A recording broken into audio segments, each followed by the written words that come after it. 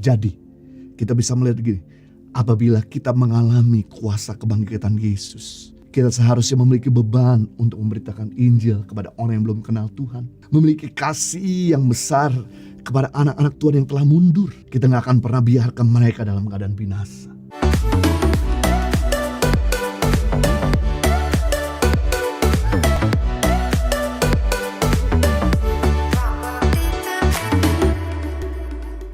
Yang kedua, tanda daripada kuasa kebangkitan, kita ingin membimbing orang kepada Yesus. Matius pasal 28 ayat 8 bagian B.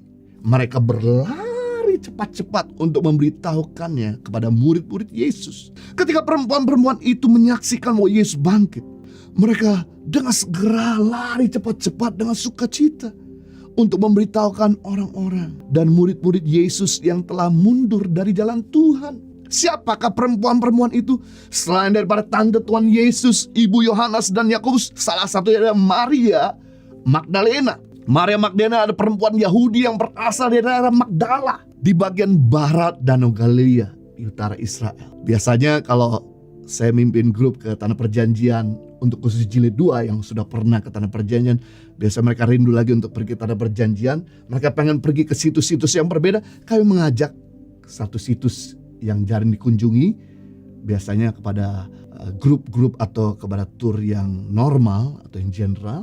Kita pergi ke daerah Magdala, yaitu tempat Maria Magdalena, di mana ketika Yesus berjumpa dengan Maria Magdalena, mereka sedang dirasuk 7 roh jahat. Wanita itu betapa menderitanya oleh karena kuasa kejahatan. Yesus melayani, melepaskan 7 roh jahat dari Magdalena.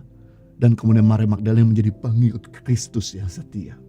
Dia melayani Tuhan Yesus dengan hartanya dan dengan hidupnya. Yang menarik, setelah dia berjumpa dengan Tuhan Yesus, dia melihat Yesus bangkit daripada kematian. Maria Magdalena kemudian berlari dengan cepat-cepat untuk memberitahu murid-murid Yesus yang telah mundur. Maria Magdalena tidak cuek, hanya cuma menyimpan sukacita sendirian. Dia rindu untuk murid-murid Yesus bisa kembali kepada jalan yang benar.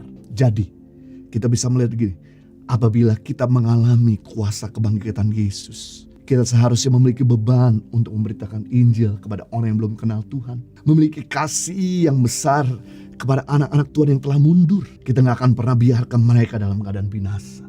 Kalau Anda melihat orang jatuh dalam dosa, harusnya kita jangan hakimi, tapi rangkul. Kalau orang sudah jatuh, itu terpukul sekali, harusnya kita ini jangan tekan mereka, tapi justru balut luka hatinya. Cobalah kita ada di sepatu mereka, yang dimana habis jatuh, melakukan kegagalan, kesalahan dan pelanggaran yang fatal, dan kemudian kita terus dihakimi, disalah-salahin, jadi tambah down. Kita harus punya kasih agar bisa menyelamatkan yang hilang. Roma 15 ayat 1, firman Tuhan berkata, kita yang kuat wajib menanggung kelemahan orang yang tidak kuat. Dan janganlah kita mencari kesenangan diri kita sendiri. Berarti tugas kita yang kuat, ayo menolong yang lemah. Yang sehat, merawat yang sakit. Yang berkecukupan, membantu yang berkekurangan. Yang dewasa, memberkati yang kurang dewasa. Yang bisa melihat, menuntun yang buta. Yang kita perlu lakukan untuk mengeluarkan mereka dari keterpurukan. Yang kita perlu lakukan follow up, berdayakan, coaching, latih, dampingi sampai jadi, sampai keluar dari keterpurukan, bukan sekarang hit and run. Nggak bisa kita cuma tolong orang sekali dan kemudian kita lupakan. Istilahnya seperti baby yang baru lahir, dia bukan cuma butuh susu dan minum, tapi dia butuh perhatian, pendampingan, follow up. Saya juga teringat ada seorang misionaris dari Amerika. Dia berkata sama saya bahwa pendapatan terkecil di dunia itu di India. Dan di India itu pendapatannya masyarakat miskin 1 bulan $5. Saya bilang, wah, di Indonesia ada yang lebih rendah dari itu. Di mana kami melayani masyarakat di Nusa Tenggara Timur, pendapatan mereka nggak nyampe $2 per bulan. Dia kaget sekali. Lalu apa yang kamu lakukan? Yang kami lakukan adalah, yaitu kami mulai mencari masyarakat yang siap diberdayakan dari pedalaman-pedalaman tersebut. Dan kemudian kami biarkan transportasinya untuk menuju kepada kota provinsi, untuk kami latih pertanian, untuk kami latih bikin water tank, bak penampungan air. Dan kemudian kita kasih makan, kasih tempat tinggal cuma-cuma, kemudian kasih bibit, kasih cangkul. Dan kemudian setelah itu kita kembalikan ke desanya. Dan sampai di desanya kemudian kita dampingi sampai jadi. Puji Tuhan, income mereka nggak nyampe 20.000 per bulan.